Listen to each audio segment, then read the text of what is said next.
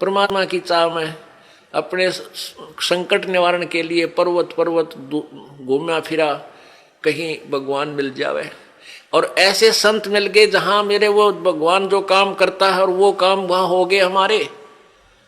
तो कहते राम जैसे संत मिला जिन सारे सब काम। तो पुण्यात्मा यहां आपको वो सुख होंगे आप सोच नहीं सकते, क्योंकि हम भगवान इतनी तो समझते हैं कि भगवान हमें सर्व सुख दे सकता है, लेकिन वो हो कहीं से नहीं रहे थे। अब आपको यहां से वो सुख होंगे जो आप सोच नहीं सकते कि ऐसा क्या भगवान वर्तमान में भी कर रहा है। तो ऐसे संत मिले तो हमें वो सुख हुए।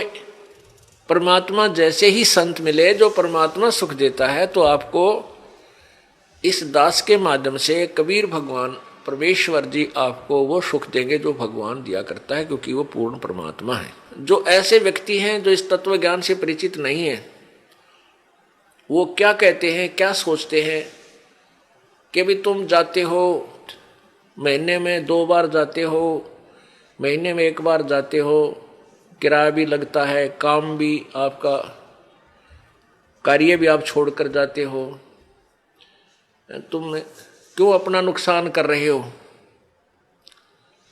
पुण्यात्माओं, अब उनको तो ज्ञान नहीं इस बात का, वो तो बालक है, अनजान है। जैसे एक कोई शहर का बाबू था,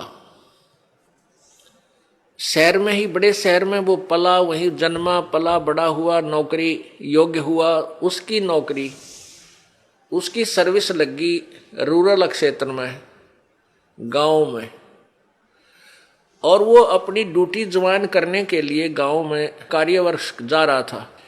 वहां पर एक खेत में किसान हल जोत रहा था बैलों से और गेहूं बीज रहा था। अब उस शहर के बाबूजी ने तो वो गेहूं अपने घर में देखे थे और एक ठेके में, एक टैंकी में, उसमें से माँ निकाल कर देती थी, नौकरानी आटा पिसवा लाती थी और माता बना के भोजन दे देती थी। वो बाबूजी खा कर और बड़ा हो गया था। उसने ये नहीं पता था ये गेहूं कैसे उत्पन्न होता है, कैसे बनता है। और जैसा भी अपना व्यवहारिक ज्ञान उसको था कि भाई गेहूं की बड़ा अभाव है अपने भारत में और इसको बर्बाद नहीं करना चाहिए, बड़े संभाल के रखना चाहिए, क्योंकि वैसे माता पिता भी कहते हैं भाई अन्न को बर्बाद नहीं करना चाहिए, बड़ा ये जीवन दाता है। तो वो भी भावना उसमें थी। उसने क्या देखा कि किसान एक थैले में कणक गाल के, गेहूं डाल के, और एक पाइप के द्वारा बैलों के पीछे हल पर लगे हुए उस पाइप में से और मिट्टी में वो गेहूं डाल रहा है, मिट्टी में डाल रहा है खेतों में, और कुछ गेहूं अलग रखे हैं जिनको दूसरी ट्रेन में वो उठाएगा। तो उसने देखा कि भाई ये आदमी के क्या मिट्टी में क्या डाल रहा है। उसने देखा गेहूं रखे हैं, ये गेहूं ही बीज रहा है। तो उस किसान से कि मुट्ठी से भी उसने देखा गेहूं डालता है, उसको पक्का हो गया कि ये आदमी मूर्ख है जो ऐसी बढ़िया वस्तु, खाने की वस्तु, अन्न, गेहूं को और मिट्टी में डालने लग रहा, अच्छा पागल। अब उसको उस बाबूजी ने कहा उस गेहूं बीजने वाले हाली से, किसान से, कि भैया एक बार रोकना। अब किसान ने सोचा भाई शहर का आदमी दिखा है, कोई रास्ता पूछता होगा।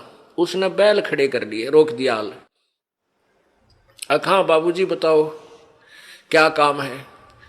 तो बाबूजी ने बोला अरे तू मूर्ख है क्या। वो शहर वाला बाबू बोला अरे किसान तू पागल है क्या, इस गेहूं को बर्बाद कर रहा है, ये तो बहुत संभाल के रखने का है। ला गया लेक्चर देन जिसा उसने बेरा था बॉडी पीरियड ने। अब वो किसान ने सोचा यो कितना है क्या बंदर, इसने यो मन ने मुझे शिक्षा देने लग रहा है उल्लू।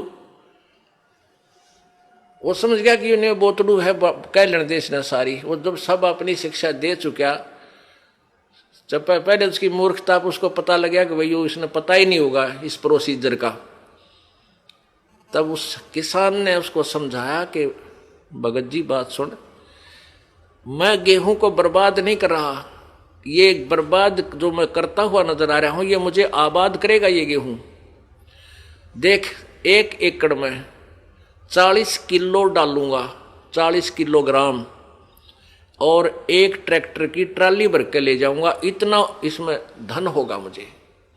यानी 40 किलो डालूंगा एक मन, तो मुझे 60-65 मन गेहूं यहां से मिलेंगे।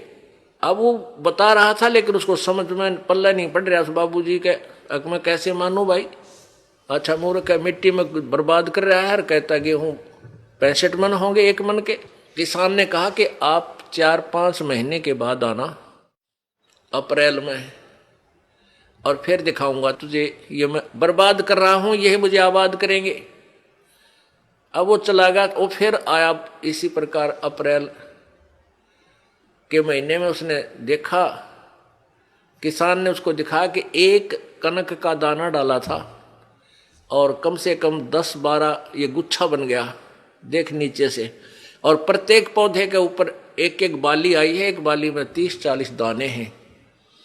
उसने ऐसे करके वो दिखा, देख बाबूजी। तब उसकी चौंध टूटी, भाई आप ठीक कह रहे थे। तो पुण्यात्माओं, जो आज आप दान कर रहे हो, किसी प्रकार यहां भगवान के दरबार में आने का आपका किराया तक भी आपके पुण्य में लिखा जाएगा।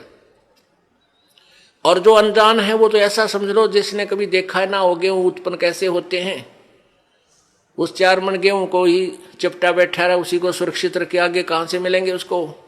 तो आप जो पुण्य कर रहे हो, ये दान कर रहे हो, यही आपको आबाद करेगा। कहते हैं देते को हर देत है, जहां तहां से आने, नहीं दिया फिर मांगते, फिर यो साहिब सुने ना कान।